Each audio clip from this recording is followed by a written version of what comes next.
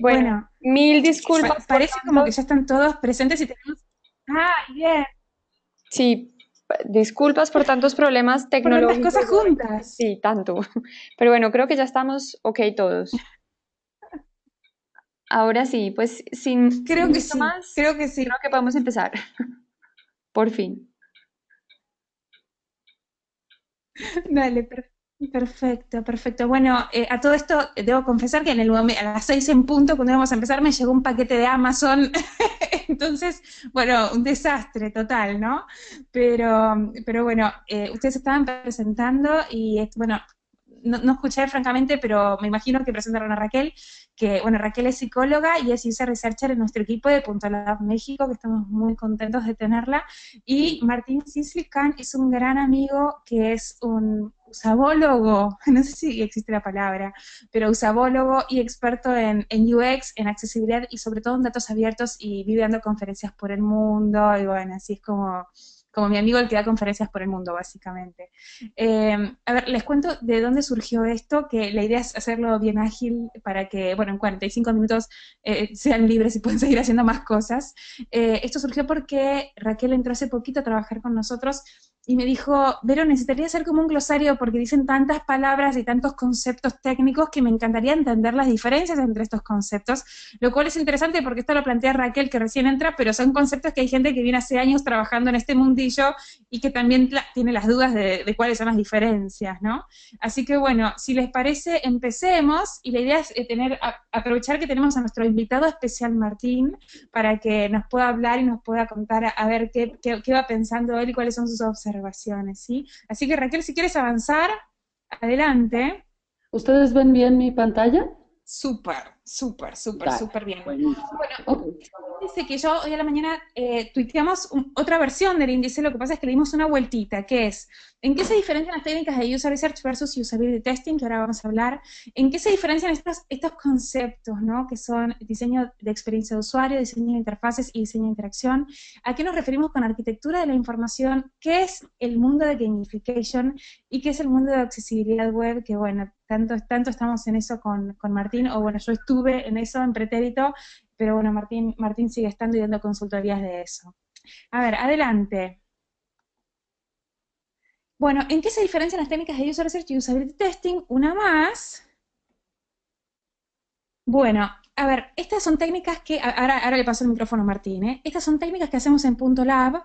El gran detalle es diferenciarlas y dividirlas. A ver, estas dos palabras, user research y usability testing, en realidad usability testing es un poquitito más clara y no tan ambigua, porque es, bueno, validar la usabilidad, básicamente. Pero a ver esta distinción, a ver si logro comunicarla. Si quieres, da un paso más, Raquel, al slide siguiente. A ver, este es el mundillo de Design Sprint, donde estos círculos, esta gráfica, es más o menos lo que plantea Design Sprint, ¿no? Que lo que dice es, esto hay que hacerlo en una semana, entonces lo primero que hay que hacer es comprender, bajar a tierra qué fue lo que se comprendió, o sea, una suerte de debriefing, sería que palabra que usamos nosotros en la oficina y nos volvemos locos con eso, idear soluciones, decidir eh, con qué, con qué, con qué idea se va para adelante, prototipar y hacer validación de usabilidad. El tema es, cuando hacemos user research, ¿a qué nos referimos? Con user research nos referimos a entender las necesidades de los usuarios, que van después a derivar en la ideación. O sea, son todas estas técnicas de focus groups, diarios que estamos haciendo ahora y estamos súper, súper contentos para una empresa de Londres donde vamos a hacer diarios viendo a personas durante 14 días, o más bien pidiéndoles a personas que escriban durante 14 días un diario contándonos qué es todo lo que van comprando en Navidad y cómo van haciendo esa compra. Hacemos observaciones en contexto, en puntos de venta, encuestas, jugamos con todas estas técnicas para recabar información sobre, a ver, ¿qué necesita el usuario? Vamos a escucharlo para poder idear en función de lo que el usuario necesita, el usuario le duele, el contexto del usuario, quién es el usuario, qué sabe, qué no sabe. Y adelante, una más. Por otro lado, tenemos las técnicas de usability testing. ¿Qué es esto? Una vez que hacemos prototipado, ahí sí jugamos con pruebas de usabilidad, focus groups con los canales de ayuda ahora, para entender por qué llama la gente, scrolling heatmaps, bueno, y estas técnicas que ahora vamos a ver. Pero esto es lo que quiero diferenciar entre user research y usability testing. El detalle que me conflictúa un poco en la cabeza, yo que soy un poco friki de la etimología, bueno, aunque Martín me gana, en verdad, pero es esta cosa de que la palabra user research, en verdad, cuando uno hace usability testing, también está investigando al usuario. Lo que pasa es que al principio uno investiga al usuario puramente y después uno investiga al usuario en su relación con la interfaz que acabamos de construir o prototipar. Martín, ¿quieres decirnos Sí, algo? me Adelante. parece muy importante hacer esta distinción y es algo que, como bien decís, se confunde muchas veces.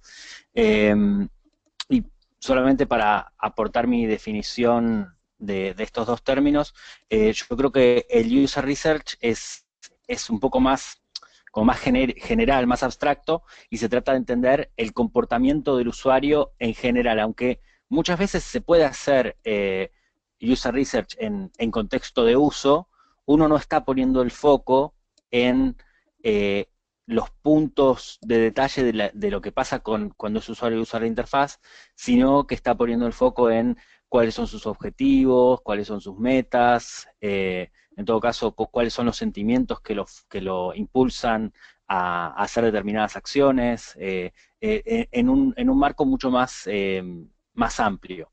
Y luego cuando uno hace usability testing, lo que está tratando de hacer es comprender más puntualmente en el uso particular de una interfaz concreta y en función de aquellos objetivos que ya habíamos descubierto en el user research, cómo se relaciona ese usuario con la interfaz, qué problemas tiene. Vamos a ver más adelante algunos lineamientos de usabilidad y cómo esos problemas se pueden descubrir en las pruebas de usabilidad, las pruebas De de usability acuerdo. testing. Me encanta y qué lindo tener una voz masculina, dado que en Punto Lab somos todas mujeres, somos un batallón de mujeres, así que está lindo tener una voz masculina y una voz tan experta, ¿no? Aquí Raquel pasó a la reflexión que es esta, ¿no? Es en sus empresas, en vuestras empresas, ¿están diferenciando, están pudiendo diferenciar esto de user research o usability testing? ¿Están pudiendo diferenciarlo? A ver, me ha pasado en Buenos Aires alguna empresa grande que me decía, sí, hacemos usability testing, estamos planteando la técnica personas y escenarios, que en realidad es muy de user research, ¿no? Que es esto que decía Martín recién de entender qué los motiva, qué les duele, cómo son esos usuarios, ¿no? Esta cosa abstracta, ¿no? Entonces, bueno, como una mezcla de conceptos, el problema es que esta mezcla de conceptos hace que uno no sepa muy bien qué está haciendo o en qué para qué está haciendo lo que hace y en qué parte del proyecto está, digamos, ¿no? Así que esta reflexión, todos los que quieran opinar algo, bienvenidos son, y ahí le pueden escribir por el chat de esta herramienta a Mimi y escríbanle con la pregunta y Mimi les pasa el micrófono para poder escuchar aún más voces de distintos lados. Bueno, técnicas de user research, adelante, a ver, ¿qué tenemos? Vero, Bueno, focus groups con clientes y usuarios, sí, hola, tenemos sí, por aquí sí, ya una pregunta genial. de Mónica Fernández. Déjenme la busco. Ajá, Y Mónica, te voy a sí. quitar el mute de tu micrófono para que la puedas hacer. Un segundo. Mónica.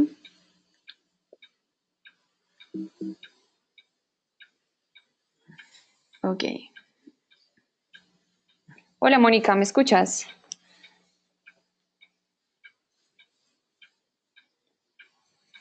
Mm, Hola. no se escucha, ¿no? Bueno, cuando Hola, aparezca ahí. ahora sí bien. Ah, súper, bienvenida, bienvenida. Bueno, cuéntanos tú, ¿qué querías Hola, contarnos?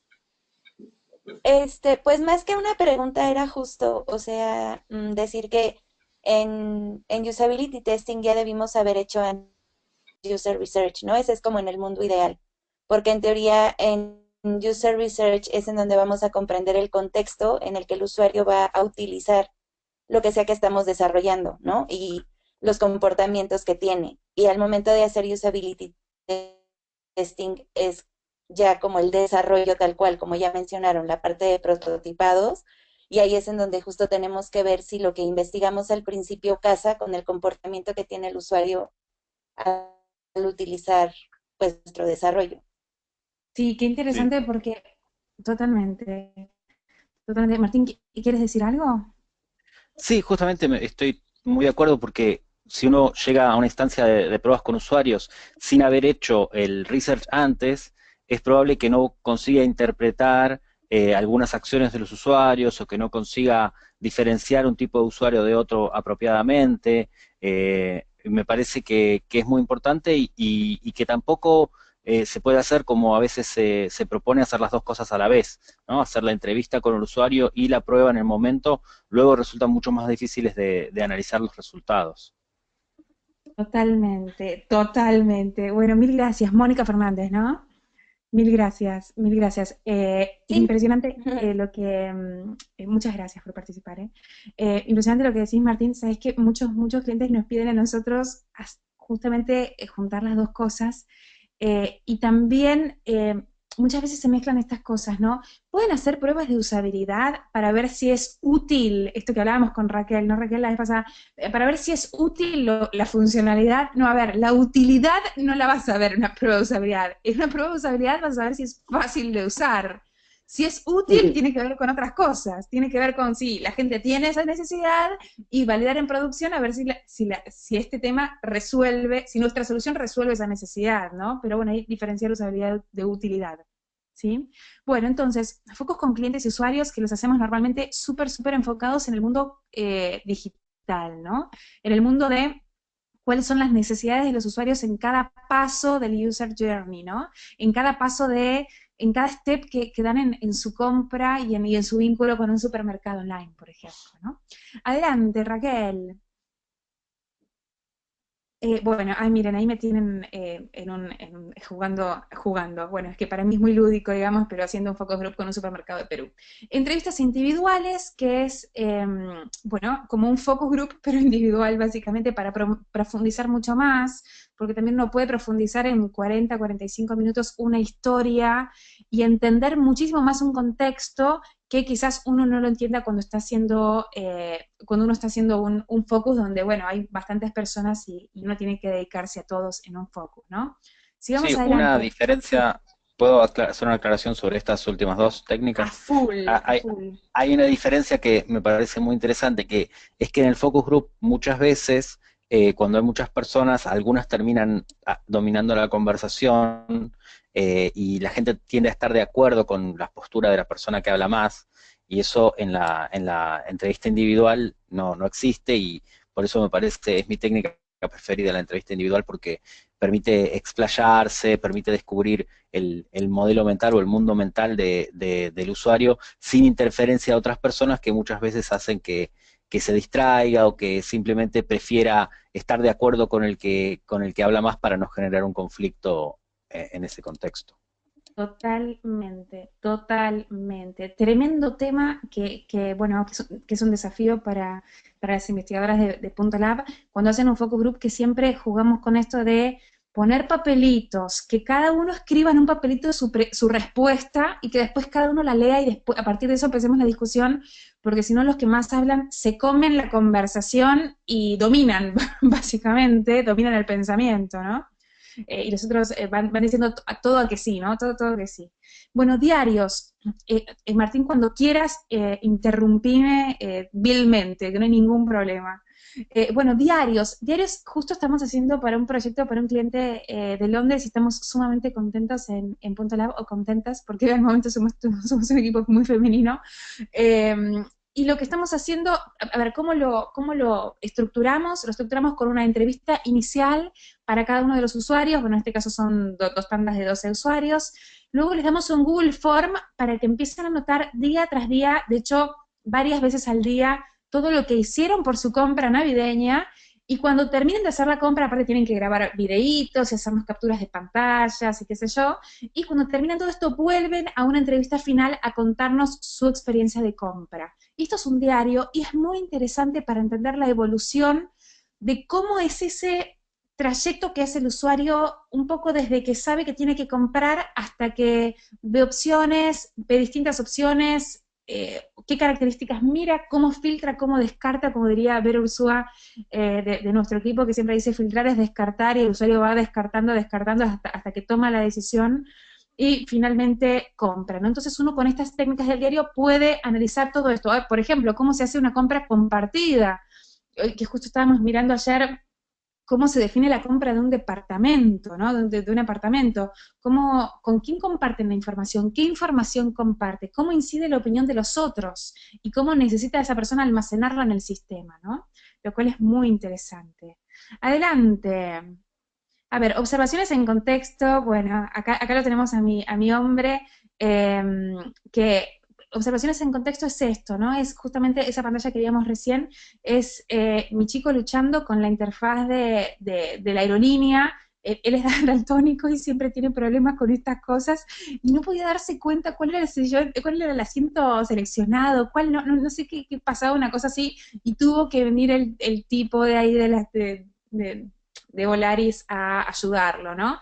Entonces, siempre lo que digo es, la verdad, cuando una persona, si tienes que tener una persona que ayude, como estos en los cajeros automáticos, o a ver, me ha pasado en Buenos Aires tratando de comprar un ticket de un cine y ver que nadie podía comprar porque todos tenían la misma duda, bueno, gran síntoma, claramente hay un problema de usabilidad que hay que poner una alarma y detectar ese problema y solucionarlo, ¿no? Adelante. Bueno, entrevistitas, a ver, con esto se puede jugar un montón, y la verdad es que es súper, o para mí es súper necesario estos insights que uno levanta en las entrevistas, en los focus groups, validarlos cuantitativamente con una pequeña encuesta, sobre todo para hacer preguntas cerradas y ponerles peso a las cosas, y entender cuántos usuarios son de un tipo, cuántos usuarios son del otro, cuántos usuarios tienen una necesidad versus otra, ¿no? Entonces esto es para ponerle números a las cosas. Bien, ahí se puede jugar, y se puede jugar con tantas herramientas técnicas, poniendo preguntitas en el mismo sitio, mandándolas por mail, bueno, se pueden jugar de distintas formas. Claro, Adelante. es muy importante, perdón, no, Sí, todavía no. adelante. Es muy importante esto de cuantificar, ¿no? Porque uno en general en las pruebas con usuarios trabaja con pocos usuarios. Digamos, nosotros, por ejemplo, hemos hecho procesos donde en total hubo 20 usuarios en 3 rondas, o un poco más, pero digamos, no se puede, o en general no hay presupuesto ni tiempo para hacer pruebas con usuarios con 100 usuarios. Entonces, ¿cómo se llaman? Los lineamientos de usabilidad dicen que con 6 usuarios o a veces con 5 se pueden detectar hasta el 80%, 85% de los problemas presentes en la interfaz. Pero detectar no significa cuantificar. Es muy probable que uno pueda detectar un problema en la interfaz, pero uno no puede saber si ese problema está afectando al 10% de los usuarios o al 100% de los usuarios. Entonces, para poder cuantificar y priorizar y poder decir, mira, este problema, aun por más simple que sea, nos está costando un 20% de nuestra conversión diaria. Y este problema, aunque sea muy simple o parezca muy grave, en realidad nos está costando solamente el 1% de la conversión porque afecta solamente a determinado tipo de usuarios. Entonces, poder cuantificar los descubrimientos de los análisis de usabilidad es muy importante justamente para después poder informar una decisión de hasta dónde es necesario o cuán urgente es corregir esos problemas. Me encanta, me encanta, me encanta. Y aparte, a veces pasa como que uno se enamora de ciertas cosas, ¿no? Porque uno se identifica. Entonces, escucha en un focus group algo y dice, claro, esta es la clave del problema. Y en verdad no. O sea, cuando lo cuantificas ves que no, en realidad ese problema le afecta al 2% de la gente. Entonces, qué bueno tener una perspectiva un poquito más cuanti para poner las cosas en su lugar, ¿no? Me encantó. Bueno, técnicas de usability testing. Adelante. Bueno, a ver, ¿qué es la usabilidad web? Esto es parte de lo que se armó Raquel en su su desafío de entender a ver a qué nos referíamos con estas palabras extrañas que usábamos en la oficina. Y bueno, usabilidad es esto, la facilidad de uso de las cosas. De hecho, en la presentación, que luego les pasamos, ahí tenemos unos links en los costaditos para que puedan mirar y, bueno, y ver y chusmear y comparar, ¿no? Así que bueno, básicamente es esto, que las cosas sean fáciles de usar. Y ahí tenemos las lecturas que son ultra básicas. Este es un libro que se lee en un viajecito corto, ¿no? Don't Make Me Think, este de Design of Everyday Things, que de hecho nuestras tertulias, tenemos ahí tertulias dando vueltas que las pueden encontrar en nuestro sitio web y en nuestro canal con información. Bueno, y Jacob Nielsen, la verdad es que este blog es muy interesante y tiene algunos artículos muy interesantes, tiene otras cosas también discutibles, pero tiene cosas que creo que son muy interesantes para cualquier persona que está empezando en el mundillo de la usabilidad web. Entonces, ¿cuáles son las técnicas? Ahí sí, focus groups, pero con los canales de ayuda, esto que decíamos, ¿no? Básicamente hablar con los chicos que atienden, los pobres chicos que atienden el teléfono y preguntarles por qué llama la gente, ¿no? Básicamente. Y ahí uno levanta una cantidad de problemas que son sumamente interesantes y sumamente enriquecedores, ¿sí? Adelante. Bueno, ahí estoy yo con unos canales de venta para entender. Lo que pasa es que en verdad acá yo hice un mix donde estaba tratando de entender los perfiles de los usuarios, donde estaba haciendo user research, en verdad, y también cuáles eran las problemáticas. Ahí estaba haciendo un mix un poco desordenado. Card sorting, a ver, card sorting, que de hecho Itzel dio la tertulia anterior que todavía no escuché, de cómo hacer un card sorting online. Estos son métodos que sirven para optimizar la arquitectura de información de un sitio, que justo ayer Raquel hablábamos de esto, ¿no? ¿Qué es la arquitectura de la información? ¿Qué es la taxonomía? Y tiene que ver con esto. Cuando uno entra al sitio de, no sé, de un supermercado y necesita buscar algo, o un supermercado o una tienda grande y necesita comprar algo, a ver dónde están dispuestas las cosas. Me acuerdo que en una época yo trabajaba en el gobierno de la ciudad de Buenos Aires y la arquitectura de la información del sitio era un reflejo exacto del organigrama del gobierno. Y claro, no era algo tan intuitivo para la gente, porque por ahí había cosas que dependían de un área, pero la gente intuitivamente las buscaba en otro lado, ¿no? Entonces el gran desafío es tratar de captar la lógica de los usuarios, captar las palabras, captar la forma en la que buscan los usuarios y que esperan encontrar, y armar la arquitectura de la información y la taxonomía en función de eso. Ahí recién Martín mencionó esto de los modelos mentales, ¿no? Es a ver cómo tiene modelado el cerebro el usuario y cómo está esperando esta organización. Vale, adelante. Bueno, card sorting acá justo estamos con un cliente ahí jugando porque se puede hacer tanto online como offline. Ahí tienen un claro ejemplo de algo bien offline que fue empezar a jugar con estas tarjetitas, ¿sí? Bueno, y pruebas de usabilidad. Martín, aquí todo lo que me quieras interrumpir y contar cosas, bienvenido, ¿eh? ¿Querés que lo cuente yo este? Adelante, un placer.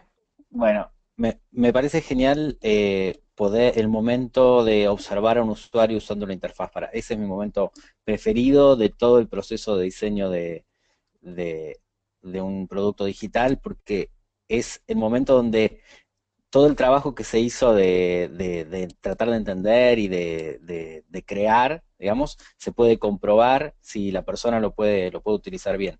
Y es muy importante saber poder definir un objetivo, poder definir un contexto de prueba que sea relevante, que sea realista para el usuario.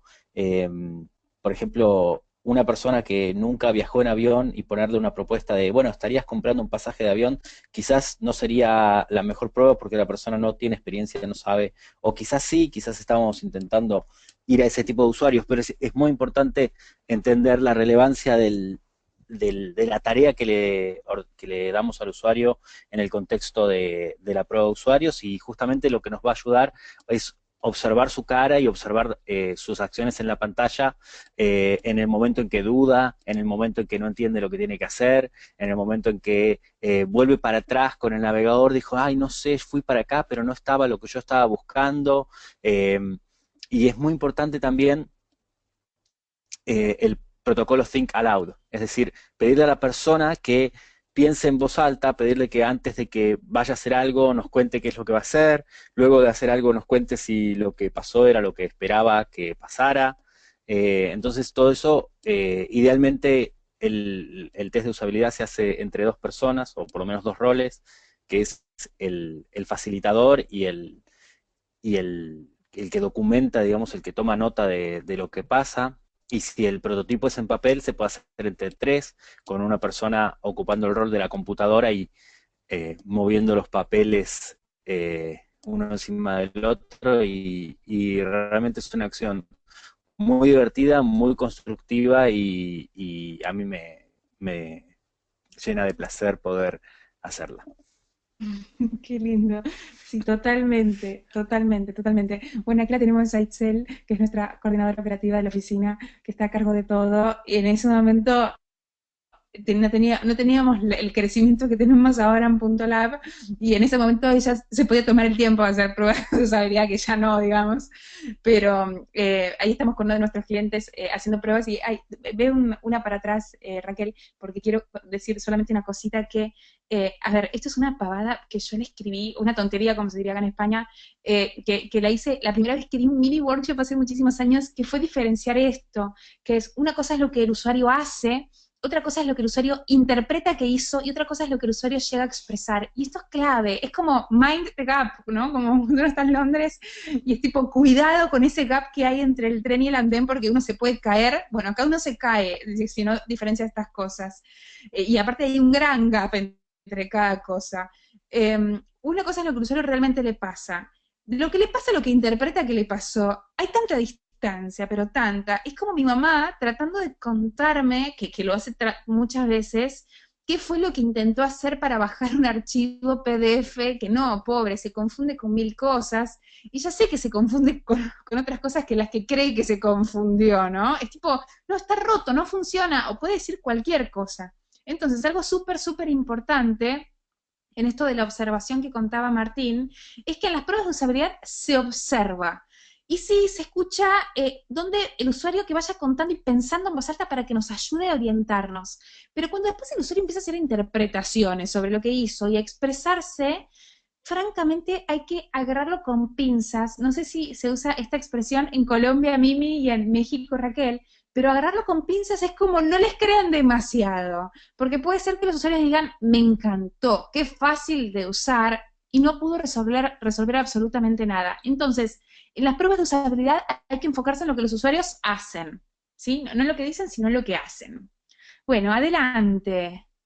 Entonces, esto se puede jugar tanto presencial como online, y hay varias plataformas interesantes. Lo que pasa es que justo esta plataforma que estamos viendo ahora tiene un panel de usuarios, pero es en Estados Unidos, entonces serían para hacer pruebas en Estados Unidos. Pero hay otras plataformas que están saliendo ahora donde uno mismo puede enviarle el test a usuarios directamente de Latinoamérica, entonces puede hacer esto a distancia y en español, ¿no?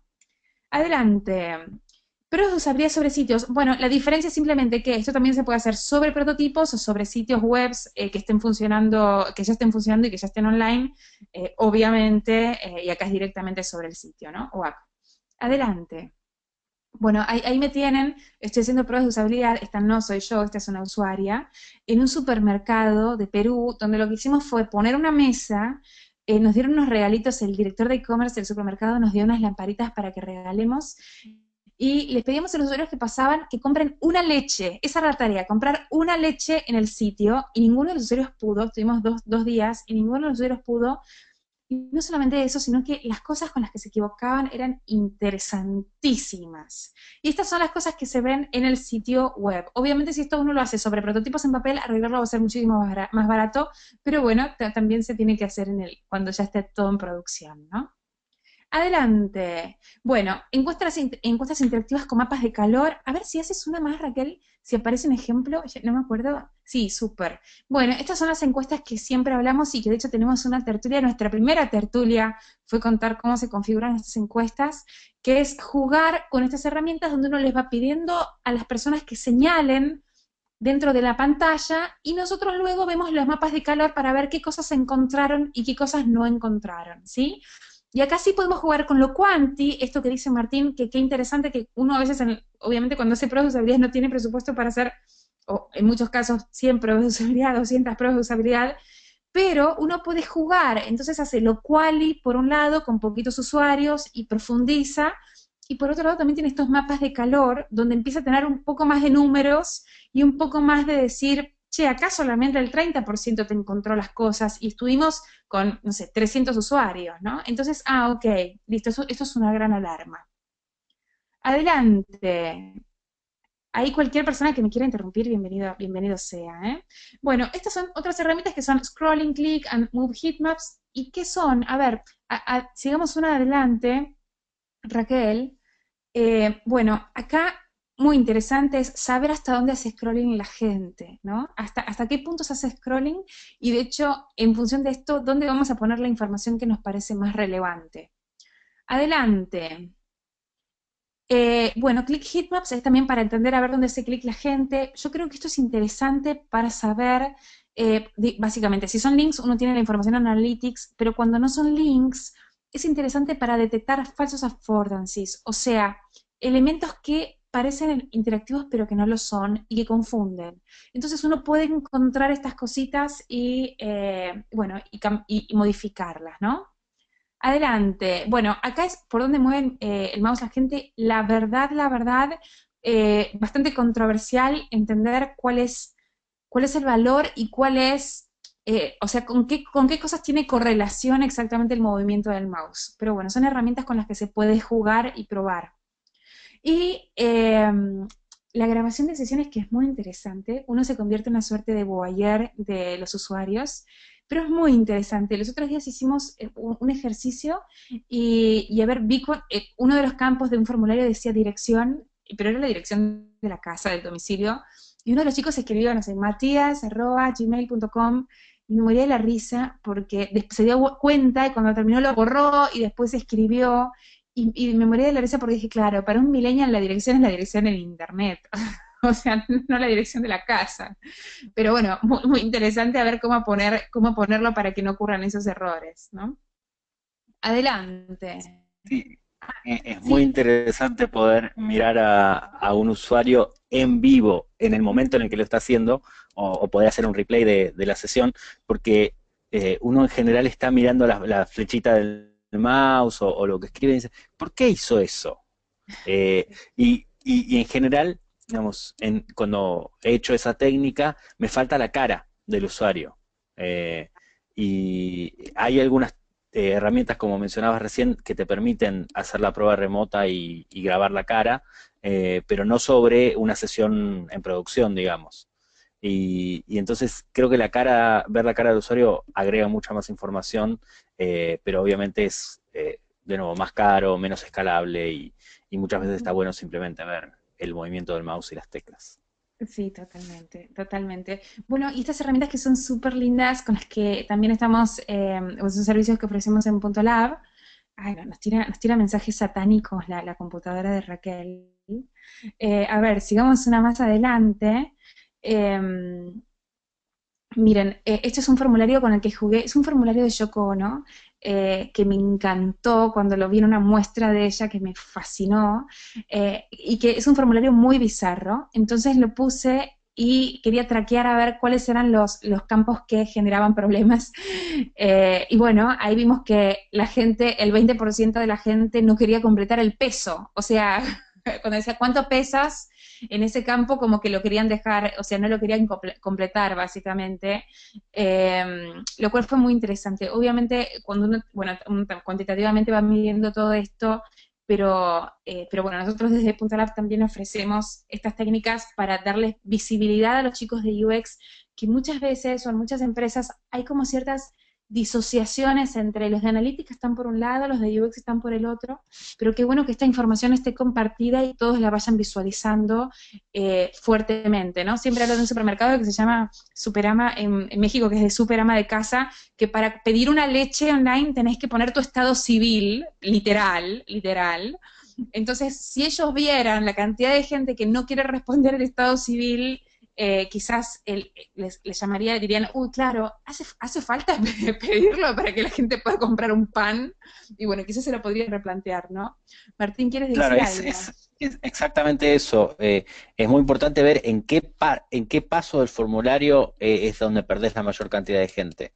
Y eso te puede ayudar a redefinir tu formulario de una forma que tenga mucho más éxito, mucho más porcentaje de completitud o de comprensión, no sé cómo se dice, de finalizar el formulario. Sí. Y en todo caso, una vez que los usuarios ya completaron el formulario y uno quiere obtener la misma información que tuvo que remover, bueno, se pueden utilizar otras técnicas, encuestas, no sé, premios o simplemente consultarlo en la siguiente vez que acceda al sitio o telefónicamente si es necesario, pero todo eso sabiendo que uno optimizó y que consiguió más clientes que antes. Totalmente, totalmente. Bueno, y estas técnicas que juegan tanto con el eye tracking, a ver, Raquel, si quieres pasar una más.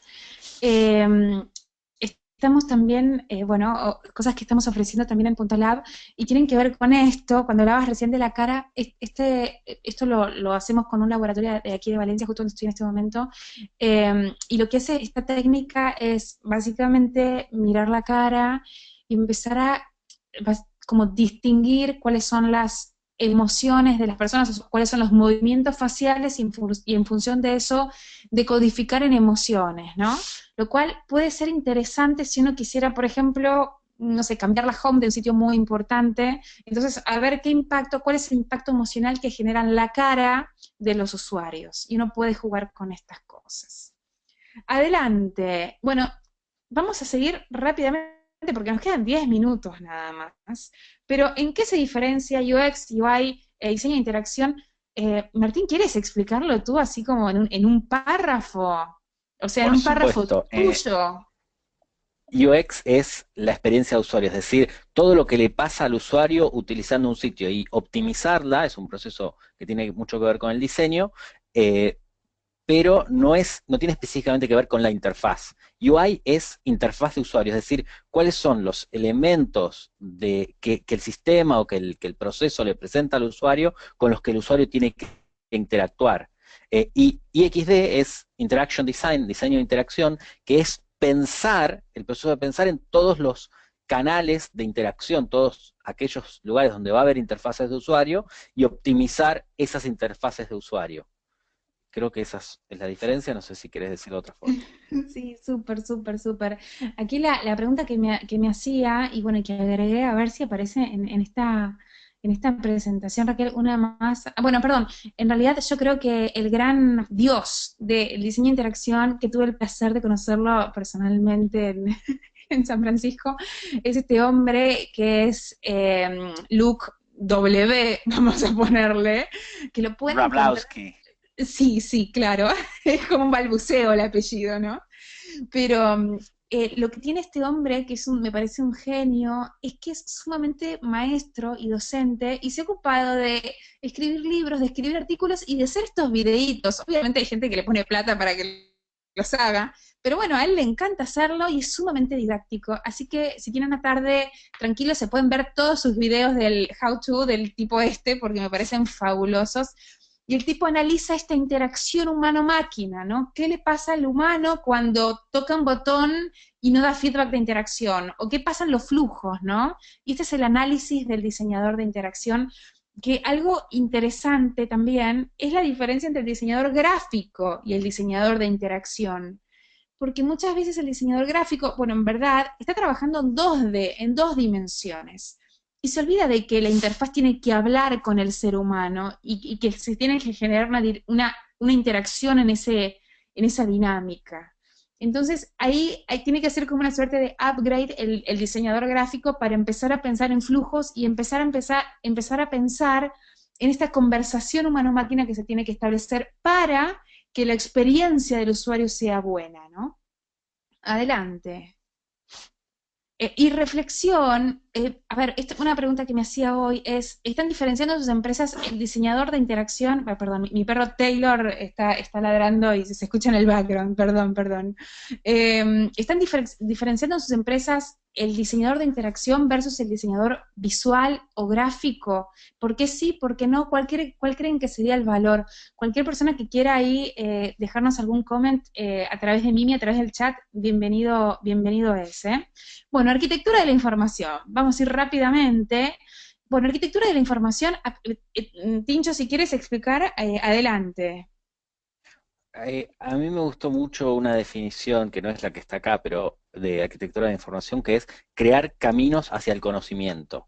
Es decir, Muy la buena. gente está en diferentes lugares, la gente viene desde diferentes lugares y es muy importante poder ponerle las indicaciones correctas de cómo va a llegar a aprender aquello que quiere aprender o a conocer aquello que quiere conocer las características del producto o está en un proceso de aprendizaje online o lo que sea.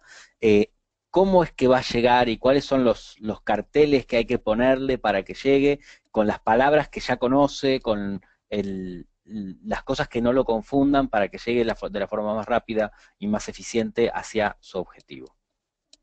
Me encanta, me encanta. El otro día no me acuerdo en qué ciudad estaba y mi chico me dijo, ¿cómo se nota que la señalética de las autovías, de las autopistas, la hizo una persona de acá? Porque no se entiende nada, básicamente, ¿no? Y esto es cuando uno trabaja desde la endogamia y uno cree que no tiene que generar caminos hacia el conocimiento, porque todo el mundo ya sabe todo y obvio que todo el mundo sabe llegar, ¿no? Entonces, qué importante es trabajar la arquitectura de la información desde el conocimiento del otro y desde ponerse en los zapatos del otro, ¿no? Bueno, Vivi, que es una amiga, gran amiga con la que armamos y creamos UX Night hace, bueno, ya un año y algo. Vivi es una fanática de la arquitectura de la información, y de hecho trabaja en eso, es gerente de e-commerce de Adidas, y de hecho está haciendo la traducción del libro de arquitectura. Raquel, que si quieres ir una más adelante, creo que está por ahí el libro. Bueno, este es el libro que ella está traduciendo en este momento, está pasándolo al castellano, y de hecho parece que, ay, pero ahí te nos fuiste dos para adelante, pero parece que va a presentar la traducción del libro en Punto Lab, ahí tenemos que terminar de hablarlo y verlo, pero ella está traduciendo al español, lo cual es muy interesante, que ella lo que dice es que muchas veces parece como que en el mundo hispanoparlante se están como empezando a escribir cosas que ya están escritas hace años y que son muy buenas, pero quizás el acceso no es tan sencillo por el idioma, ¿no? Así que bueno, ella está haciendo la traducción de este libro y estamos muy felices de conocerla y de poder recibirla en Punto Lab. Bueno, y adelante. Quiero, perfecto. Bueno, en realidad la reflexión, que también el que tenga ganas de escribirnos a través del chat es bienvenido, es saber si están pudiendo evaluar la arquitectura de la información de sus sitios y cómo creen que sería la mejor forma analizarlo y cuáles son los síntomas que se pueden tener en cuenta, ¿no? Yo creo que el primer síntoma de una mala arquitectura de la información es cuando la gente empieza a llamar por teléfono porque no encuentra las cosas. Y eso creo que puede ser un síntoma súper claro, ¿no? Súper claro que hay que escuchar. Bueno, adelante. Gamification. Bueno, esto me parece súper importante y me parecía, en estos 5 minutos que nos quedan, me parece importante trabajarlo. A ver, gamification son técnicas de juego utilizadas básicamente para modificar el comportamiento de los usuarios. Miren, lo que me pasó, por ejemplo, el otro día que estaba en Nepal, hace unos meses, fui a Nepal y dije, me fui 5 días a Nepal, y dije, estos 5 días me voy a desconectar de internet y no voy a usar el celular y bla, bla, bla. Pero voy al primer restaurante, hago check-in, dejo un comentario, porque bueno, tengo un problema de adicción con internet, dejo un comentario en Google, y claro, ya de repente entré en un juego donde empecé a hacer como o sea, ya me dijeron, qué bueno, eres como una suerte me lo puso en inglés, pero algo así como una suerte de comentadora, contribuyente de los comments de Google, qué bueno, estás en nivel 1, tienes que llegar al nivel 5. Y es impresionante cómo esta gente modeló cuando el objetivo mío era básicamente estar en Nepal desconectada. Esta gente me introdujo, o sea, me hizo un inception para que yo me la pasé por todos los restaurantes de Nepal haciendo check-in y dejando comentarios, ¿no? Lo cual me parece siniestro, básicamente. Pero, Bueno, pero en depende algún para punto, qué, ¿para depende para qué qué? lo uses. Claro, yo tengo otra experiencia de un juego que diseñamos el año pasado, que fue un juego para información para votantes, y Ujú, fue muy interesante porque había muchos votantes nuevos. De hecho era la primera elección donde había votantes de 16 a 18 años, eso nunca había pasado en Argentina, y teníamos que encontrar una forma de llegar a esas audiencias que en general están desenganchadas de la política, y buscábamos una forma que fuera, que tuviera gratificación constante, y no, digamos, hay diferentes partes, ¿no?, del gamification. Acá no era que le poníamos nombres o que les dábamos etiquetas, ni siquiera puntajes, pero sí lo que había era constantemente animaciones, constantemente información nueva, constantemente comparabas tu posición con la de otras personas, y eso generaba una gratificación que generó que la herramienta se viralice, que tuviera un gran éxito, y me parece que son esas cosas las que se pueden aprender del gamification, y que aportan mucho al diseño. sí, sí, totalmente, totalmente. De hecho, en verdad, nosotros incluimos gamification en nuestro pequeño glosario de cosas porque es fundamental que el user researcher tenga en cuenta todos estos mecanismos. Ahí, Raquel, volvamos un segundín para atrás, así las vemos todas, vemos todos los mecanismos, pero los vemos súper, súper rápidos en estos 2 minutos, que son puntos. A ver, vamos uno para adelante. Puntos. A ver, es esto, ¿no? La satisfacción que nombraba recién Martín, basada en la acumulación, en la competencia, en poder, a ver cuántos puntos tengo yo y cuántos puntos tiene el otro, básicamente. A ver, adelante. En niveles, qué bueno que puedo ir sumando puntos y cambio de nivel, lo cual, ok, es una meta cumplida, un check. Y es más, y si me desbloquean contenidos por haber podido pasar ese nivel, todavía mejor me siento. Insignias, bueno, esto es lo que teníamos en el antiguo Foursquare, que ahora se llama Swarm, ¿no? Que la verdad es que a mí particularmente me han roto el corazón. Creo que soy una de estas clientes, Natalia Vivas de Colombia, siempre ella dice que también a ella le rompieron el corazón, porque yo tenía un montón de mis medallitas y tenía mi medallita tenía una que era tipo de una traga, ¿no? Como de una traga libros, y otra de, no sé, tipo experta en comida, en sushi, y me sentía tan bien con eso, y de repente con la división de Foursquare y Swarm perdí mis medallas, lo cual fue una pérdida psicológica muy fuerte, pero Raquel, todavía no te vayas, ve una para atrás. Eh, Algo interesante es, ayudan muy bien, ofrecen representaciones visuales de logros específicos y ayudan muy bien a representar particularmente destrezas del usuario. Y destrezas son esto, ¿no? Lo que decía Foursquare. Cuando ibas mucho a cafeterías que eran librerías, cafeterías, te decían, wow, súper, o sea, tienes esta destreza, ¿no? Te encanta ir a lugares con libros. Bueno, entonces te damos esta medalla. O si me gusta mucho el sushi, bueno, tu destreza es esa. Entonces tienes esta medalla de la cual puedes presumir, como se diría en México, y se puede compartir. Miren la medalla que me acabo de ganar, lo cual es fabuloso porque uno puede compartir estas cosas y a partir de esto se viraliza, que es esto que habla Martín, ¿no? A ver, adelante. Entonces, insignias, bonos, a ver, sigamos adelante, notificaciones y bla, bla, bla. Y sigamos una más.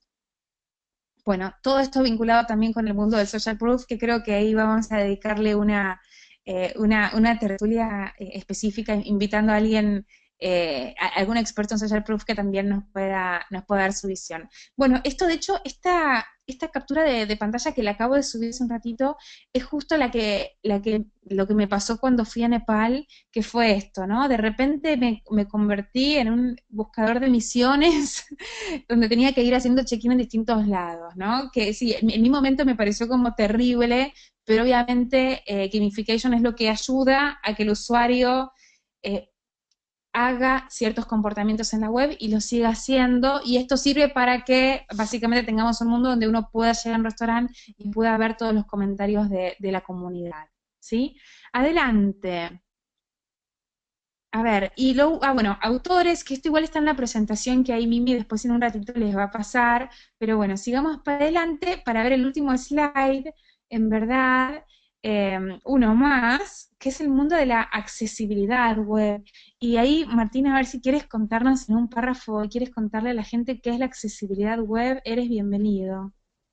Perfecto. Bueno, me parece muy interesante contemplar la diversidad de usuarios, ¿no? Constantemente estamos hablando del diseño centrado en el usuario, estuvimos hablando mucho de consumidores, pero también hay personas que están por fuera de los, no sé, del tipo de personas que tenemos nosotros en nuestros círculos más cercanos o la mayoría de los consumidores de determinada marca, y que también tienen derecho, de hecho tienen derecho internacional y tienen derechos constitucionales y tienen derechos específicos por ley en los países, a poder acceder a los servicios que dan las empresas y a poder acceder a la información que se publica en los sitios web. Entonces, hay una serie de técnicas que se desarrollan para poder facilitar el acceso de personas con, por ejemplo, con diferentes discapacidades a las páginas web.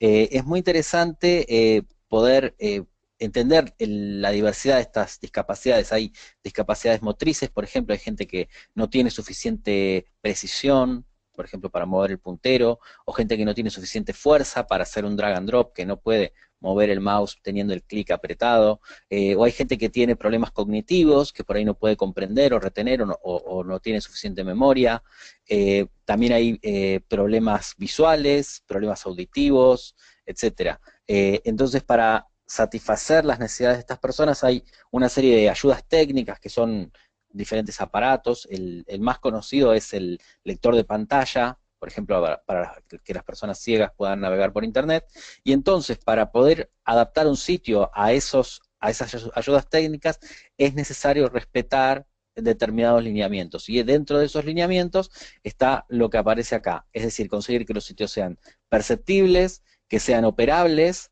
que sean comprensibles y que sean robustos. La parte de robustos es la parte más técnica, digamos, tiene que ver con respetar los estándares. La parte de comprensibles tiene que ver con que sea claro, que sea fácil y que esté al nivel del usuario que se espera. Eso también tiene mucho que ver con la usabilidad y con los modelos mentales. Que sean operables tiene que ver con que la interfaz efectivamente pueda ser operada. Por ejemplo, sin ir al caso de una discapacidad motriz, puede ser que una computadora temporalmente no disponga de un mouse, y que el sistema tenga que ser operado por teclado, por ejemplo, y hay muchos sitios que no pueden ser operados por teclado, o lo contrario, hay sitios que pueden ser operados, que no funciona bien el mouse y solo por teclado, etcétera.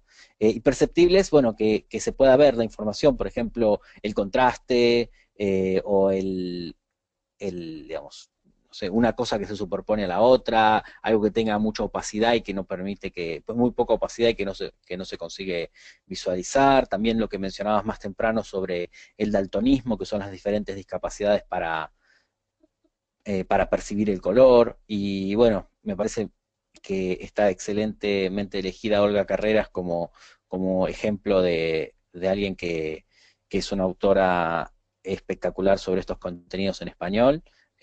Recomiendo leerla, seguirla y abrazarla si tienen la oportunidad. Sí, que yo la conocí acá en Zaragoza, acá al lado, y es una genia total, así que les recomendamos ahí, la pueden seguir me acuerdo cuando hace como 5 o 6 años Olga me empezó a seguir a mí en Twitter, fue como, ¡oh! Claro, casi me muero temblando de la emoción, pero bueno, es una genia y aparte la verdad me fascina la gente que se dedica a algo y no solamente se dedica, sino que también se dedica a comunicarlo y que otra gente también lo sepa, ¿no? Así que bueno. Claro. Bueno, muchísimas gracias por todo. Ahí yo creo que podemos terminar con, bueno, la reflexión última era si estamos incluyendo validaciones de accesibilidad, que ahí lo pueden contratar a Martín para que les haga unas muy buenas validaciones de accesibilidad, que lo contratan de todos lados, ¿no? Y estas son nuestras oficinas. Entonces, bueno, muchísimas gracias. Perdón por los problemas técnicos que tuvimos al principio, que fueron un montón.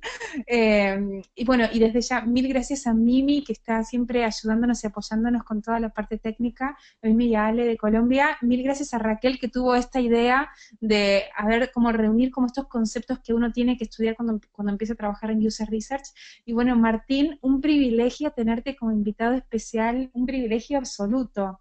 Muchísimas No, gracias. gracias a ustedes por invitarme y por hacer estas tertulias que me parecen muy valiosas para poder compartir el conocimiento y gracias a todos los oyentes y los participantes que estuvieron acá y que van a ver esto cuando quede grabado, así que gracias a todos y me pueden seguir en Twitter, soy @martinszy y nada, nos vemos por ahí. Gracias. Excelente, excelente. Ahora lo vamos a tuitear y mencionar a Martín para que lo puedan seguir en Twitter y puedan enterarse, sobre todo también todo el tema de datos abiertos, que él es experto y va por ahí dando conferencias internacionales por todos lados. Muchas ¿Vale? gracias a todos. Gracias Vero, gracias Raquel, gracias Martín. Bueno, y todos los que están aquí tras bambalinas para poder hacer esto posible. Les recuerdo, pues ya finalizando este año, pues primero desearles una muy feliz Navidad y un muy feliz año. Esta es la última tertulia que tenemos en Punto Lab en el 2016. E invitarlos también para que a principios de 2017 estén muy pendientes de nuestras redes sociales y ahí estaremos publicando las próximas tertulias, las fechas, los nuevos temas que van a estar muy, muy, muy buenos para el próximo año. Bueno, y también para decirles que si a los que han estado preguntando si vamos a compartir la presentación y la grabación de hoy, sí, la vamos a compartir, se las vamos a enviar, también les enviaremos una pequeña encuesta. Y, Vero, también aprovechemos para contarles a todos los que están aquí presentes que ya tenemos un nuevo canal de YouTube de Punto Lab, Es donde pueden ver correcto. todas las tertulias que hemos hecho, las grabaciones, ahí ya no se pueden perder de ninguna en caso de que no puedan asistir los martes cada 15 días. Súper, súper. Ahora lo terminamos de subir, bueno, ahí con Ale que nos está ayudando a subirlos y las pasamos y compartimos la URL del canal por las redes sociales de Punta Lab para que, bueno, si tienen ganas de seguir escuchándonos, nos pueden escuchar y nos pueden compartir. ¿Vale? Bueno, muchísimas gracias entonces y con esto finiquitamos. Vale, gracias, hasta luego. Bueno, Un besito. Chao, chao. Chao. chao.